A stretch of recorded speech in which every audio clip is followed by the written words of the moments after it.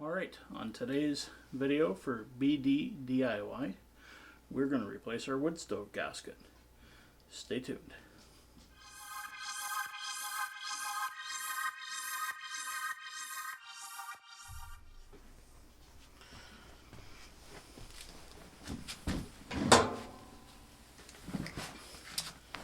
Okay, so the first thing you want to do is you want to get yourself some new gasket material and cement. Usually it comes in a kit. You do need to measure this channel though, because there are different sizes.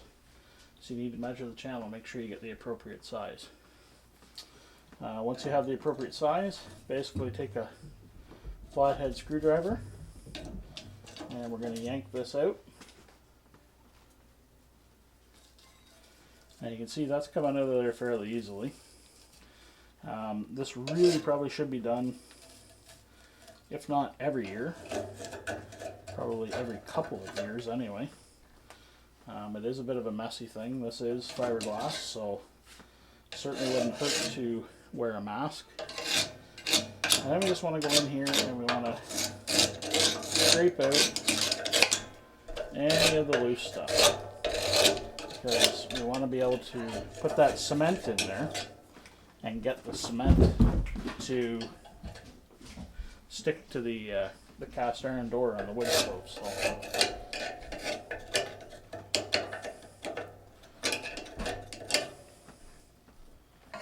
Okay, so we got that cleaned out pretty good. I just took some water and I wiped down the glass too while I was in here.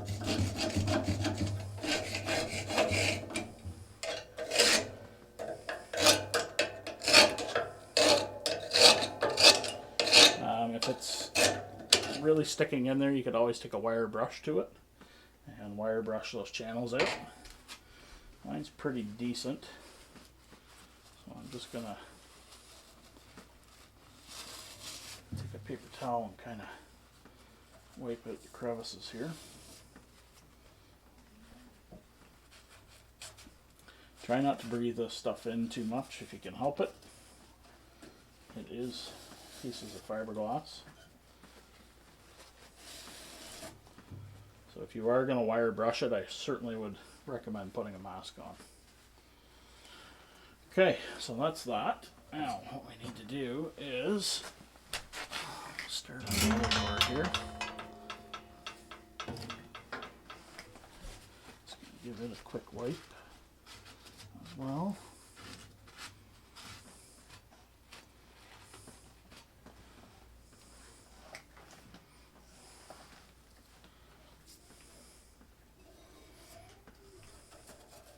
Now once you've done this, you need to let it dry for about 12 hours before you can put or can have a fire in your fireplace.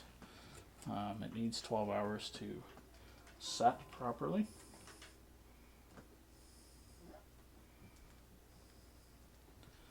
So the instructions say to basically put the glue into the channels and let it sit for 10 to 15 minutes. And that is to get it to get tacky. And then once it's tacky, you put the new gasket in.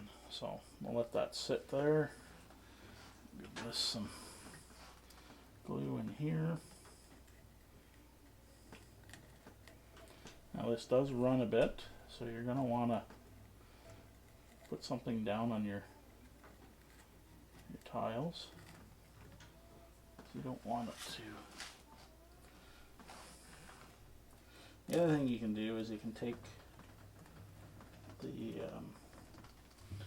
the door right off if you wanted to and lay it flat. I can't lay mine completely flat because the handle is on it, but yeah, that won't go through there. So that handle's put in while it's being made. But if you have the ability to take your door off and lay it flat, then certainly That would help. A little bit extra there. Good to have some paper towels around, just in case.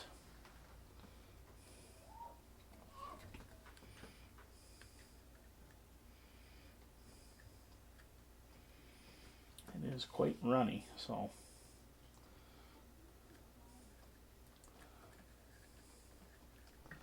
try not to get too much in there.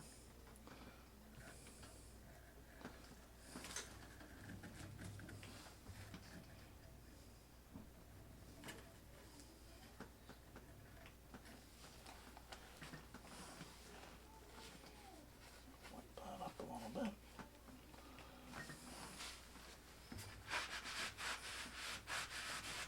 Wipe it off the floor. We don't want it on the floor. I'm just going to put some paper towel down there.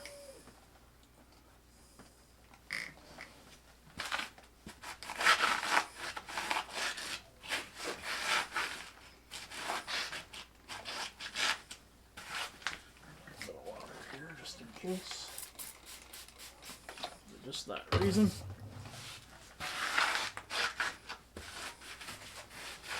Wipe up. There we go.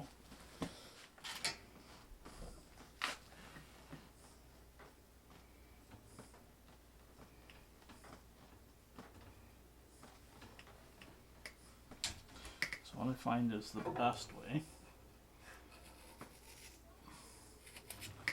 I mean it's going to vary based on your setup, but I find the best way is to start at the top and let gravity kind of take it down and hold it for you.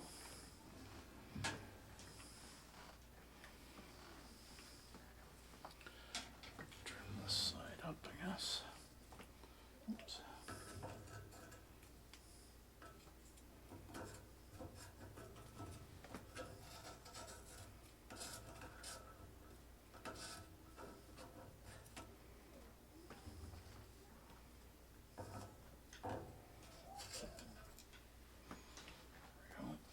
It is a messy job, so when you're all done you're going to want to trim everything and then probably grab your shop vac and suck everything up. I say they are fiberglass fibers, so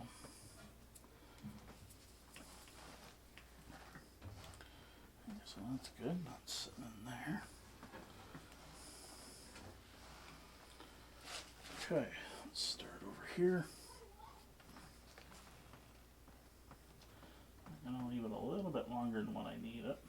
I'm just going to take the screwdriver here, kind of push it in. Use my finger too. So you can see all I'm doing is just pushing it in there. That glue is tacky enough now that it's sticking in there good. I'm just going to trim this off.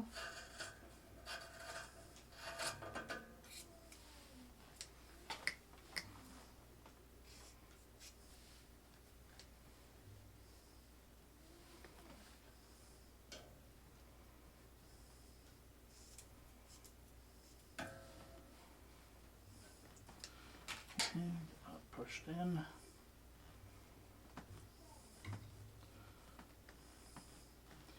Now once you get it in, the best thing to do now, and if it doesn't stick in here for you, you can always just take a couple pieces of masking tape to hold it in here.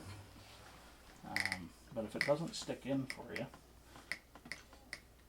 the other thing you can do is once it's somewhat in there, you can close the door and let the door sort of hold it in place, which is what I'm going to do here once I get this trimmed.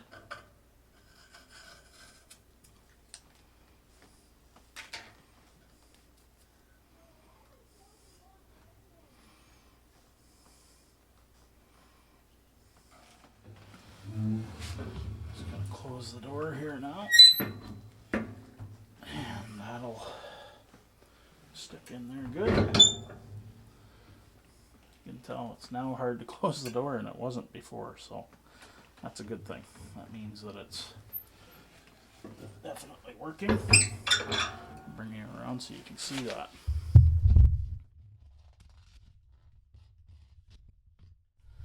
So you can see I've done the lip of the door here because there's nothing here to block, and there actually is a little bit of a channel in there.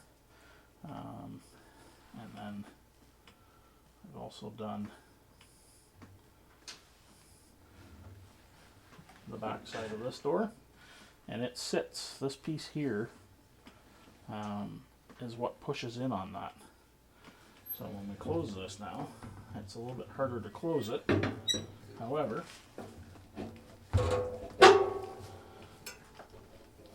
we now have a tight seal there, and that's what we're looking for. So, not much to it really. Only took us about 10 minutes. We do have a little bit of mess to clean up on the floor here, but that's alright. We'll shot back that up, and we'll be all set. Alright, we got everything cleaned up, everything's vacuumed, get rid of all the little fiberglass fibers everywhere, and another project done. I'm really hoping that fixes some of the issue I was having. I was having a hard time the last time I had a fire going, controlling it, using just the dampers on the side, or the twist in air valves, but I noticed a lot of it, you could actually hear it going through the door. So of course, you know, that's not a good situation if you ever ended up with an overfire. You know, even with the dampers closed all the way, the temperature just keeps going up and up and up. So anyway, we I think got her fixed here now. It's definitely sealed pretty tight. I didn't realize, I guess, how worn out that other gasket was, so until I went to close it now with this one. So yeah, we'll fire it up here maybe tomorrow and check it out and see if we did a good job or not. I'm sure it's going to be better than what it was anyways. So anyway, thank you for watching. We appreciate you watching and commenting and liking, and make sure you subscribe, and make sure you click on the notification bell. Thanks for watching.